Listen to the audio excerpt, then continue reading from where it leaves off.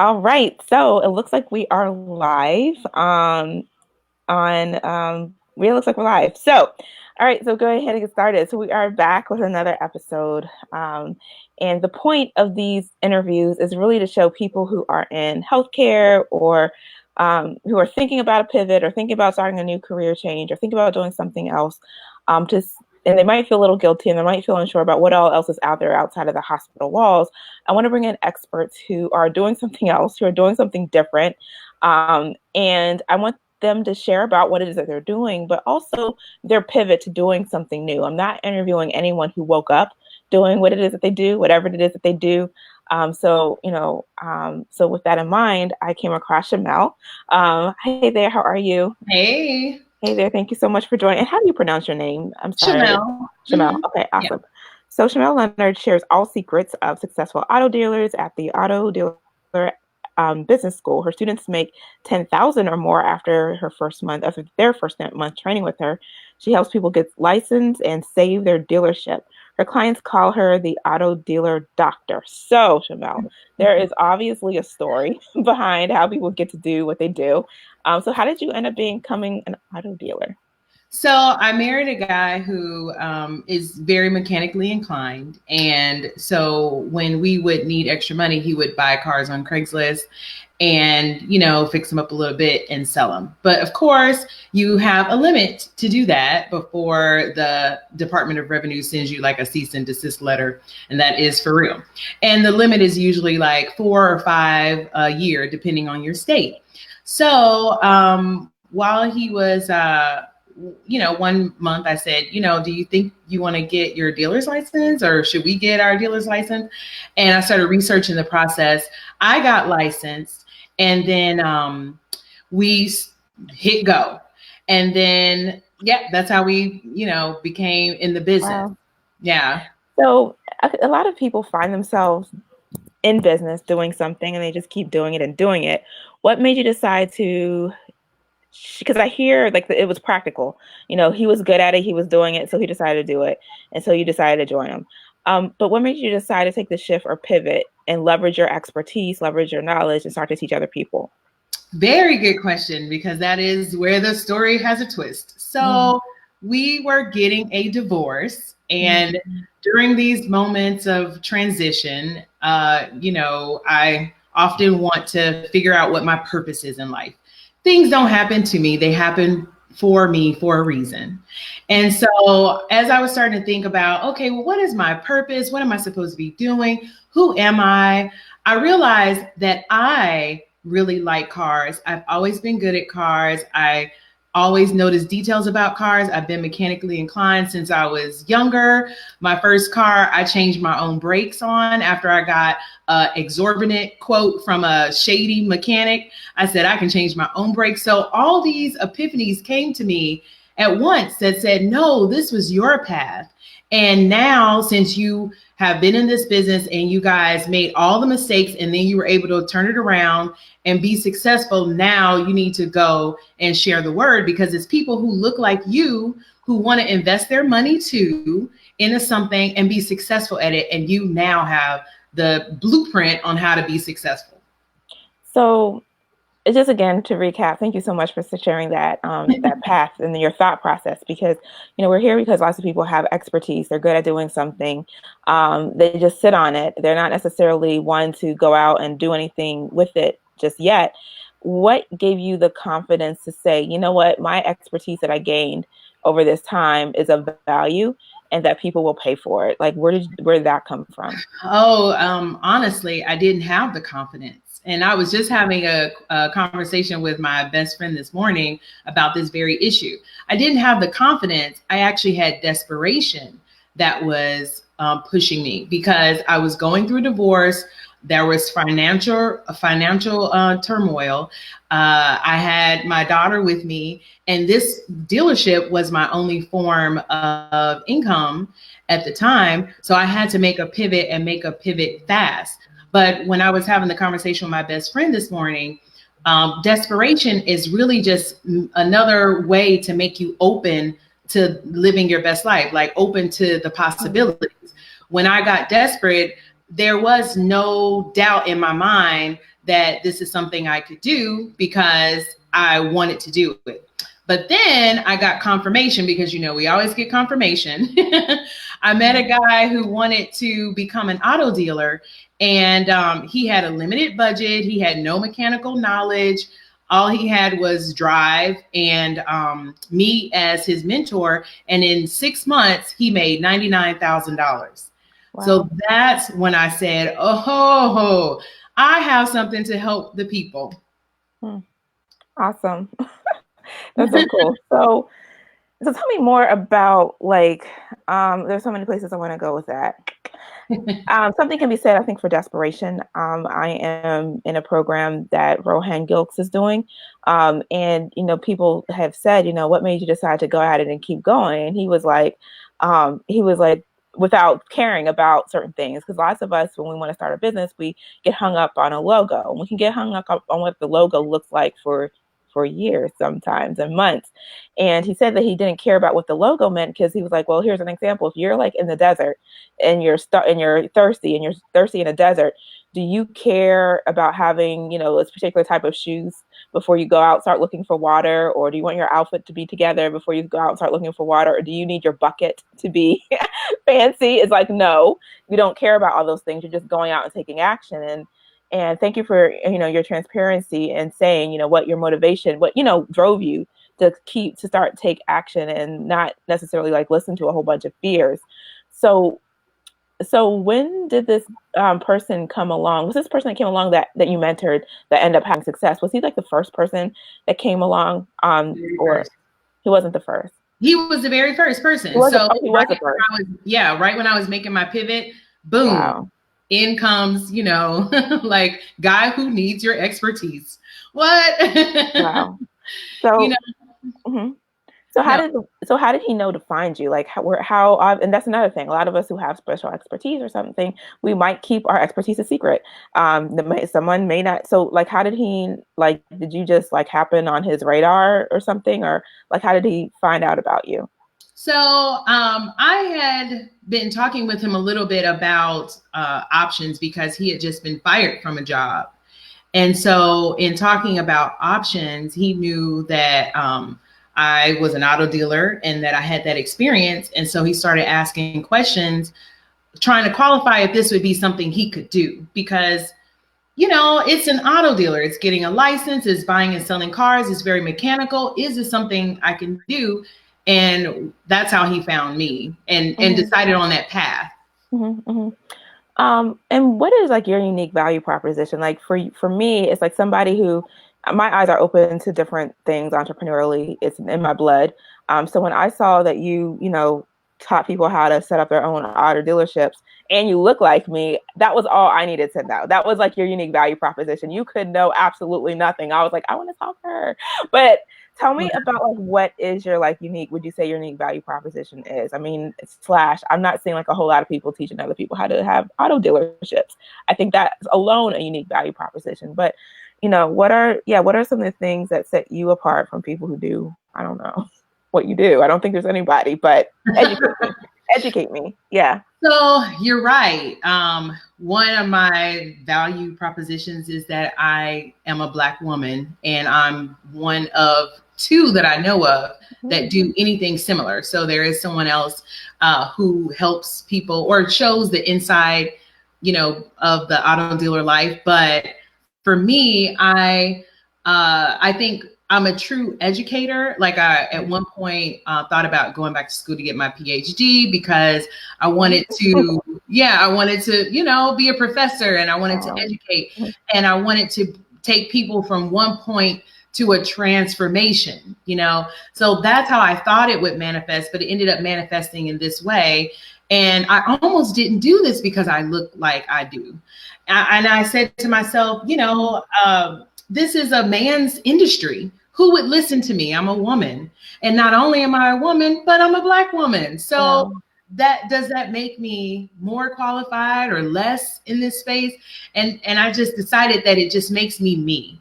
And I will attract people who look like me. And those are the ones who I want to help too. But I end up helping everyone because everyone knows, value when they see it. And I think the other thing that I bring is, and my friend tells me this all the time, that I'm able to take the elephant and break it down into actionable steps and very quickly and easily get you from where you want to be to this big vision that you have. Wow. So I need to go back and take notes on this. And also, if you see me like looking down, it's because I'm like looking for something to take notes on. But I'm gonna have to go back and listen to this because you just said a lot of value. Well, all of this was value, but I like how you said that you wanted to focus on a particular group, but then people who recognize value would be attracted to you. Is that what you said? People who recognize? Yeah. They want what I have. They want the approach I have, so they don't care how I look. And I was caught up on, am I qualified because I am who I am? Wow. So listeners, please listen to what she said. Like, go back. A lot of us have doubts or insecurities with, how we look or appearances, or am I the one to deliver this message? But really, that's honestly not for us to decide. It's up for the people that we're helping, to put it out there and say, like, this is how we help people. This is how we get people from point A to point B, and allow them to decide whether they want that transition or that transformation. Because that's all I know that business. So one, I view entrepreneurship as a form of healing. And, the type of healing that I offer is different from the type of healing that you offer. But as a healer, you're taking people from, like you said, from point A, not having, blah, blah, blah, to point P, to having a clear picture and actual steps and this and that, a plan. And, like, who am I to say who wants or needs or deserves that transformation? Right. Yeah. You said something so profound right then. I never thought about being an entrepreneur as being a healer, but you're absolutely right. I talk about all the time, and even to my students, I say that my time as an entrepreneur has been my closest time to my spirituality, because it calls forth all the things that are within you to move you forward. Yeah. And you have to heal yourself. You're healing others because they have limiting beliefs. You have limiting beliefs, and everybody is, better for it. Yes. And thank you. And thank you for saying it's profound, but secret sauce is like my background. I have a degree in nursing. So I think of everything from that sort of point of view. And as you mentioned, I noticed that, you have to do a certain level of healing to even start a business. And as you should, because, who are you to offer a transformation to somebody else if, you yourself haven't invested in getting a transformation of your own. Any case, that could be a completely different topic. I know. I'm like, you got my wheels turning. Like, wow, I can talk about that for hours. Oh, too funny. So, so as we're kind of talking about this, like, what's at stake if people do not have their problem solved? Like, lots of people come to us for healing, to have a particular type of problem solved. What's at stake if people do not have the problem solved? When you said that, I got a very clear vision of just bleeding out money, because in this business, you will lose so much money if you do not have a mentor to take you through the process. Now, having that said, if you have a big enough budget to absorb all of the impacts for the mistakes, then, that is better. Yeah, you don't necessarily need the mentor. But if you want a clear, easy, straightforward way to open a dealership, and for it to be a responsible dealership to the public, because that's the other thing that I bring into the equation, because the people who are buying these cars, I sell to people who look like me too.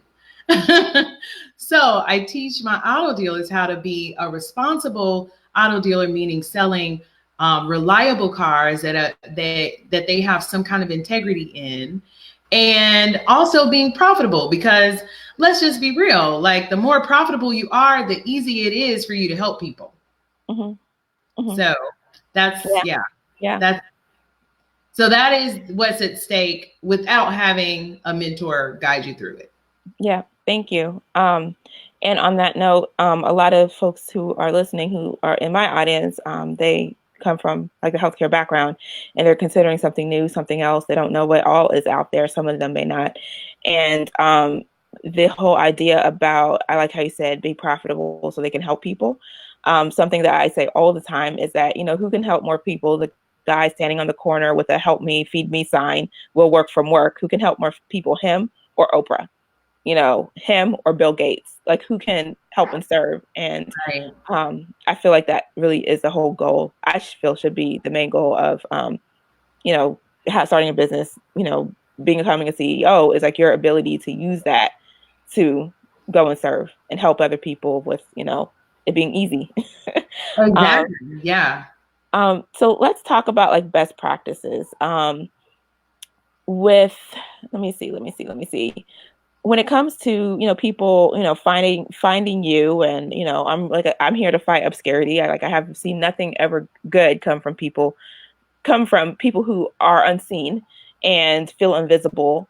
Obscurity is like the root of all evil, I feel. What are your I like that.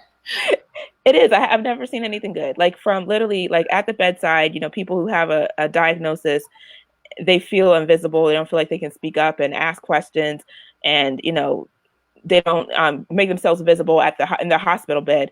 Nothing good will come from that. Trust me.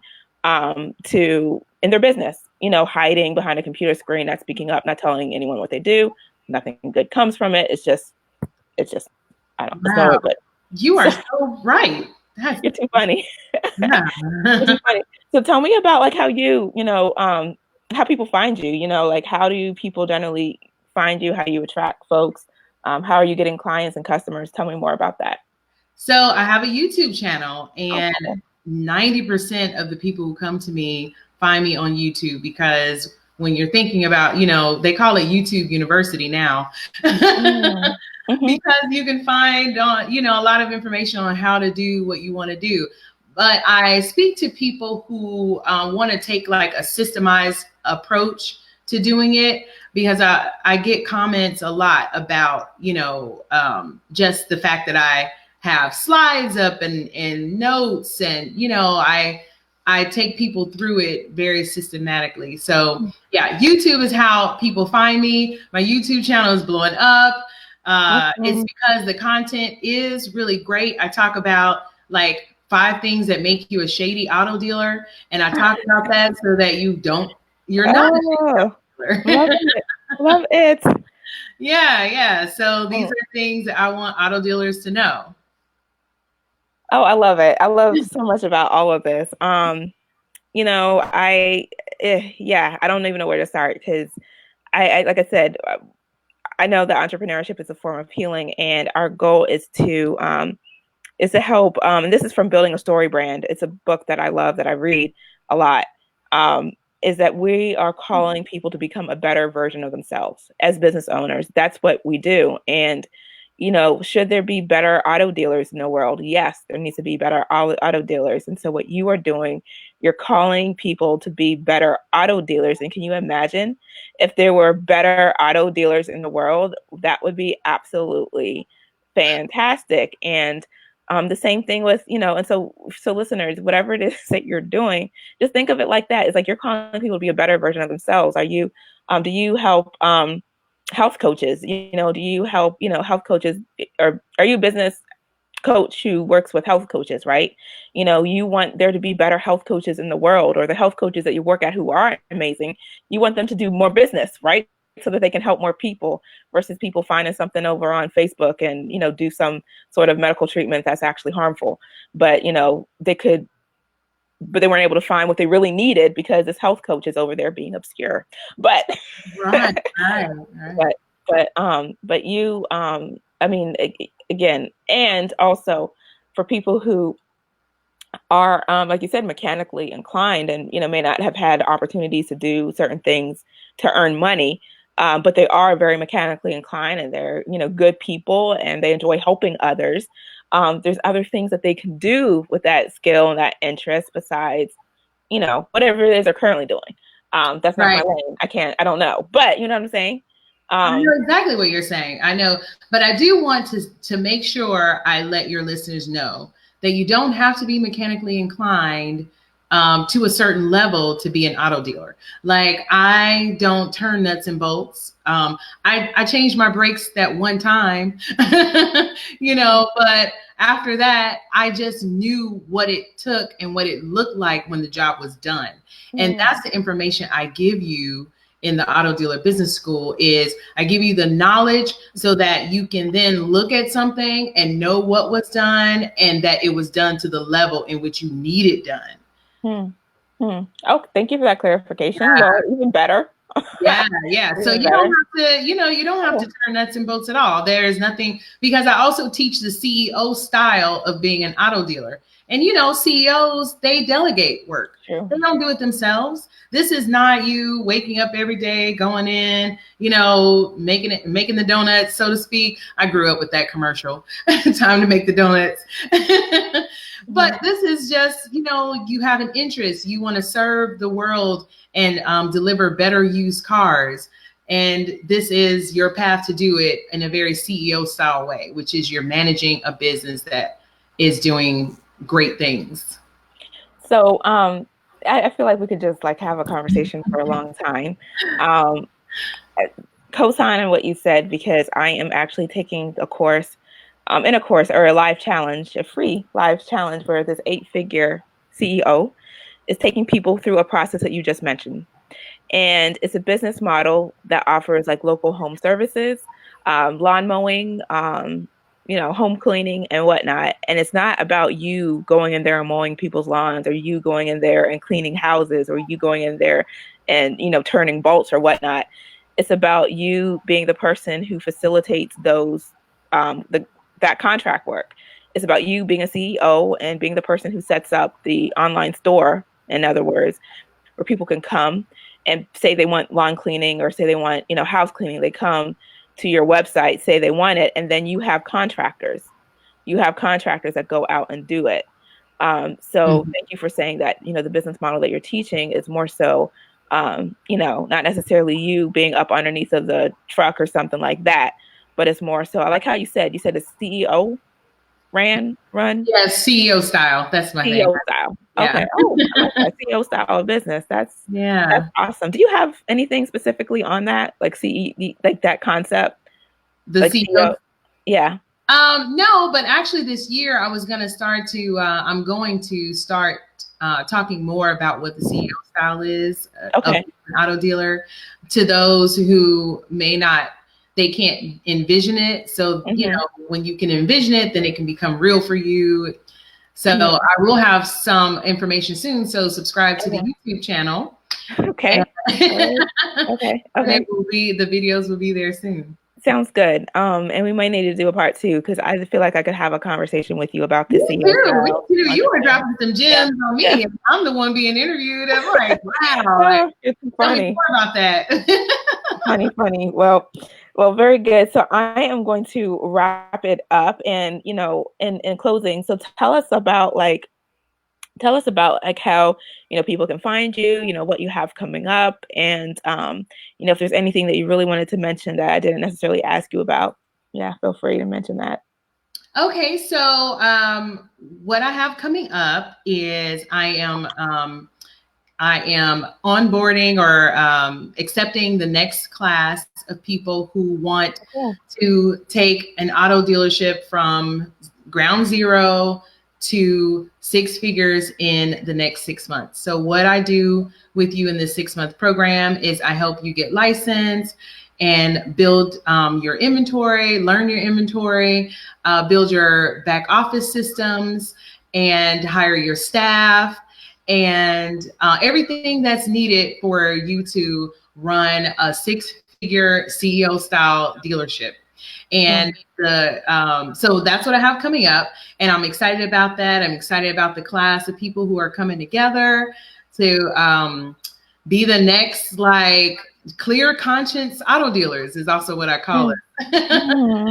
Clear conscience auto dealers. So if you want to be a clear conscience auto dealer and you want to make a lot of money selling something great to people who do or do not look like you, may or may not, then join that class. And then you can find more information or find me on the website, which is autodealerbschool.com. That's auto dealer B for business. Yeah. Yes, Cool. love it. Yeah. Love it. And the next step would be to book a strategy session. So there's actually a strategy session link on the page, but if you don't see it, no worries. I have one of those little chat boxes where you can send me a message and I can get back right to you and send you the strategy session link. And that way we can see what's the best strategy for you. We can assess what your current situation is, like your time you can commit and your budget for the project, and see how we can move you forward. Awesome. And actually, I'm sorry, I have one more question for you. What would you say is like a common theme of like all of like your best students, your success stories that you have? And, you know, the people who've done well, who've, you know, gotten to the consistent 5K months, let's just say that, because there are lots of people that a consistent $5,000 a month would be life-changing. What theme would you say, or consistent trait or similarity or shared whatever have you noticed among those STAR students? Okay, so I have, I guess, two answers, because there is a common theme. I don't know necessarily if it contributes to their success, but I started to see that I attract the good person, quote unquote, like the one with a good heart, the one who would do anything for their customer. And so when they would come to me, because I also help dealers to save their dealership, the reason why they would come to me is because they had given and given and given so much to their customers that they had nothing left for their business to grow and to flourish. So I noticed that I just attract good-hearted people who really want to do well in this world, like want to do something great, you know? So the other common theme I would have to say is that they're just really, really ready to listen and follow directions.